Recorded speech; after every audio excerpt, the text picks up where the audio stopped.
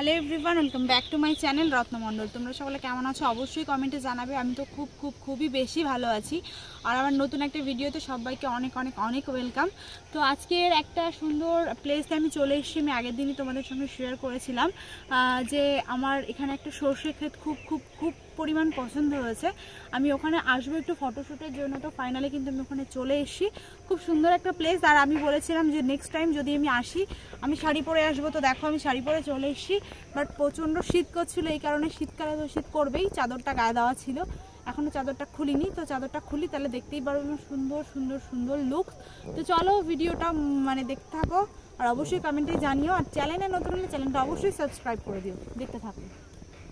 বন্ধ কর এগুলো কেন।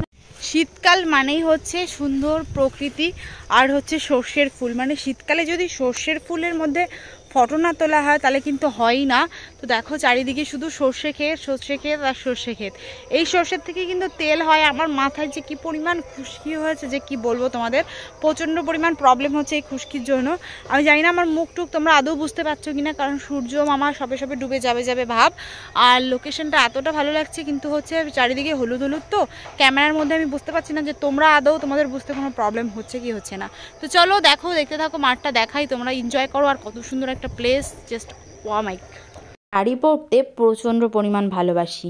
কতটা যে ভালোবাসি সেটা হয়তো তোমাদের বুঝিয়ে বলে বোঝানো সম্ভব না। তো আগে একদিন আমি এই জায়গাটায় এসেছিলাম, জায়গাটায় এসে আমার প্রচণ্ড ভালো লেগে যায়। আর তখনই আমি ভেবে নিয়েছিলাম যে না, আমি আবারও আর একদিন আসবো। তো ফাইনালি সেই দিন চলে এসেছে। আর সেদিন আমি যেদিন এসেছিলাম সেদিন কিন্তু নর্মালি একটা ড্রেস পরে এসেছিলাম। তো ভাবলাম এই সব জায়গায় যদি একটু শাড়ি পরে ভিডিও না করা যায় তাহলে কিন্তু একদমই ভালো হবে না। তো সেই কারণে আজকে আমার এই হোয়াইট কালারের ব্লাউজটা দিয়ে সঙ্গে রেড কালারের কম্বিনেশনের শাড়ি পরাটা কেমন হয়েছে কমেন্টে জানিও। আর একটুখানি শীতকালের বেলা বলে রোদ্রের কিন্তু তাপটা খুব তাড়াতাড়ি কমে যায়। আমি যেহেতু টাইমই পাইনি ঠিকঠাক করে একটু রেডি হওয়ার, তাই কারণে কিন্তু তাড়াহুড়ো করে আমি চলে এসেছি। আর আজকের লুকটাও একটু অন্যরকম হয়েছে, পুরো ঝটাপট করে রেডি আর কি। সূর্য মামা ডুবে চলে গেল, আর আমাদেরও ফটোশ্যুট মোটামুটি কমপ্লিট হয়ে গেছে। চারিদিকে সর্ষের ফুলগুলো দেখে জাস্ট অসাধারণ ফিল হচ্ছে। আর দেখো রোদটা পড়তে না পড়তে কিন্তু কুয়াশা পড়ে গেছে। কুয়াশা পড়ে গেছে বলতে হচ্ছে কুয়াশা, কুয়াশা তো চেনো, শীতকালে কুয়াশা হবে এটাই স্বাভাবিক। তো সেটাও কিন্তু পড়ে গেছে, আর এই জন্য আমাদের এখন বাড়ির দিকে রওনা দিতে হচ্ছে। তো দেখো চারিপাশটা কিন্তু অনেকটা সুন্দর লাগছে। আর হয়তো আসা হবে না, কবে আসবো তার কোনো ঠিক ঠিকানা নেই। তো চলো আমিও লেপ কম্বল গায়ে দিয়ে এখন বাড়ির দিকে রওনা দিই। যেহেতু আমার একটু কাজ ছিল সেই কারণে একদম লেট করব না, আমি এখান থেকে বেরিয়েই যাব। আর একটু টাইম থাকতে পারতাম, বাট বেশিক্ষণ থাকা অতিরিক্ত ভালো কিছু কিন্তু আমার লাইফে হয় না, সেরকম অবস্থা হচ্ছে। আমার শীত পড়ে গেছে সেই কারণে আমি চাদরটা গায়ে দিয়ে নিচ্ছি। আর যা পরিমাণ ব্লাউজের ডিজাইন, এই রকম ব্লাউজ কিন্তু আমি কখনো পরি না। যদিও ব্লাউজটা একটা বৌদি ভাইয়ের, আমার ব্লাউজটা হোয়াইট কালার বলে খুব পরিমাণ পছন্দ হয়, তাই ওর কাছ থেকে একটু নিলাম। আমার পেয়েছে প্রচণ্ড পরিমাণ বাথরুম, যে কারণে কিন্তু এক দৌড় দিয়ে বাড়ি চলে যাচ্ছি। আর মাঠে ঘাটে বাথরুম করার স্বভাব অন্তত আমার নেই। আজকে আমি কোথায় যাব সেটা আমি তোমাদের সঙ্গে এক্ষুনি শেয়ার করব। বাড়িতে এসে কোনো রকম হাত মুখ ধুয়ে রেডি হয়ে নিয়েছি। আর এদিকে কিন্তু বাড়িতে আসার সঙ্গে সঙ্গে হয়ে গেল সন্ধ্যা। যেহেতু শীতকালের বেলাতে সন্ধ্যা হবে এটাই স্বাভাবিক। আর আজকে আমি কোথায় যাচ্ছি আমি জানি তোমাদের খুব ইচ্ছা করছে জানার জন্য, আমিও বলবো। ব্ল্যার করে ভিডিও করতে কিন্তু অসাধারণ লাগে। আমি যদিও ভিডিওটা আগের থেকে করিনি, ভিডিওটা হয়ে গেছে, তো ব্ল্যার করা ভিডিওটা কিন্তু অমায়িক ছিল। আর এদিকে আমাদের ঠাকুরনগরের বইমেলা শেষ হয়ে গেছে। আমি এসেছিলাম আজকে একটু বাজারে মাংস নিতে। মাংস কিনতে এসে তো আমি জাস্ট অবাক হয়ে যাই, এখনও বইমেলাতে কিন্তু দুটো দোকান রয়েছে। তাই ভাবলাম কেন চাই, আজকে যেহেতু ভিডিওটা শুরুই করেছি প্রথম থেকে সেই ঘোরা দিয়ে, তো ভিডিওটা একটু মেলার মধ্যে ঘুরিয়ে দেখাই। আর বইমেলাতে কারা কারা এবছর এসেছিল অবশ্যই জানিও। আমাদের ঠাকুরনগরে কিন্তু বইমেলা শেষ হয়ে গেছে, এবার খ্রিস্টান মেলা শুরু হবে। দেন হবে কিন্তু ফুটবল খেলার মাঠে বাণিজ্য মেলা, শিল্প মেলা, কৃষি মেলা। তো 3-4টে মেলা শেষ হয়ে মাঝখানে মাত্র 2 মাস গ্যাপ যেতে না যেতেই বড় মেলা আমাদের বারুণী মেলা কিন্তু স্টার্ট হবে। আর এদিকে ব্যাগের দোকান দেখে আমি তো ডাইরেক্ট ঢুকে গেলাম ব্যাগের দোকানে। আর এখানে দেখো প্রত্যেকটা ব্যাগের কালার এতটা সুন্দর ছিল কি বলবো। কাকিমা এই ব্যাগগুলো চাচ্ছিল 100 টাকা, আমি বললাম 80 টাকা করেন একটা নেবো। তো অনেকক্ষণ তর্কাতর্কি করলাম। তোমরা বলো তো ফাইনালি কি আমি ব্যাগটা কিনে লস করলাম না ব্যাগটা আমি কিনেই নিই? তোমাদের যেটা মনে হয় কমেন্টে কিন্তু জানাতে ভুলো না। আর এদিকে কিন্তু আরও একটা দোকান ছিল, এই দোকান মাত্র পুরো 100টা দোকানের মধ্যে বইমেলাতে 2টো দোকান, যদিও বইমেলা শেষ হয়ে গেছে সেই 21 তারিখ, আর আজকে আমি যখন ভিডিওটা ভয়েস দিচ্ছি আজকে কিন্তু 29 তারিখ, মাঝখানে কতগুলো ডেট কিন্তু অতিক্রম হয়ে গেছে। তারপরেও 2টো দোকান ছিল, কি জানি ওনারা কেন ঘুরছে না, হয়তো বউয়ের সঙ্গে ঝগড়া হয়েছে তার জন্য দোকানটা ভাঙেনি।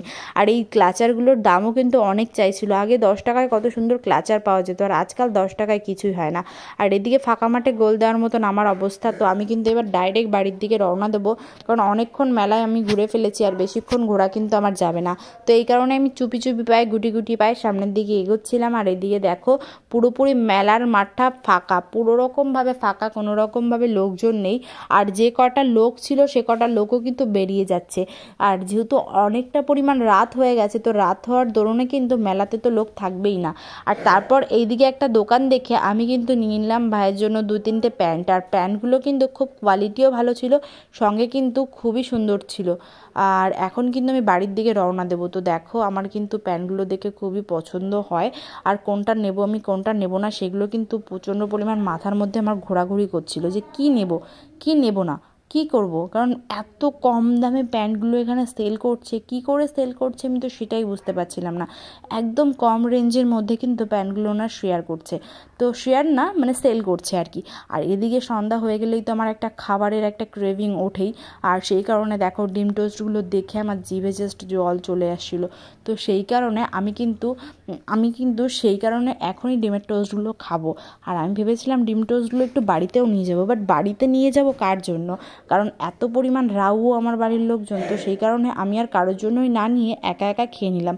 ডিম টোস্টটা খাওয়ার পরে কিন্তু একটু ঘুগনিও খাবো, কারণ শুধু ডিম টোস্ট তো আবার চলে না, সেই কারণে ডিম টোস্টের সঙ্গে একটু ঘুগনি না হলে চলে। তো দেখো ঘুগনিটার কালারটাও কিন্তু অনেকটা সুন্দর ছিল। তো মোটামুটি অনেকটা ঘোরাঘুরি করার পর এখন আমার বাড়ির দিকে রওনা দিতে হবে, বাট বাড়ির দিকে রওনা দেওয়ার আগে আমার এখানে কিছু জিনিসপত্র নেওয়ার ছিল, তো সেই কারণে আমি এখানে চলে আসলাম। আর এখন কিন্তু এই দোকান থেকে জিনিস নেওয়ার, এটা কিন্তু গোডাউন, এই গোডাউনটা তোমরা হয়তো অনেকেই চেনো, আমাদের ঠাকুরনগরের গোডাউন, মানে এখান থেকে আমাদের দোকানের সব জিনিসপত্র আমি সামগ্রী বহন করি। তো অনেক কিছুই নিয়ে নিলাম, আর এখন আমি ডাইরেক্ট বাড়ির দিকে রওনা দেবো। অন্বেষাকে তো একটা ম্যাডেঙ্গেল ঝুলিয়ে দিয়েছি, আর এখন কিন্তু দুজনে মিলেই বাড়ির দিকে যাচ্ছি। আজকে সারাটা দিন কী করলাম সবটাই শেয়ার করেছি। ভিডিওটা কেমন লাগলো অবশ্যই কমেন্টে জানিও, ভালো লাগলে লাইক কমেন্ট শেয়ার, চ্যানেলে নতুন হলে সাবস্ক্রাইব। টাটা।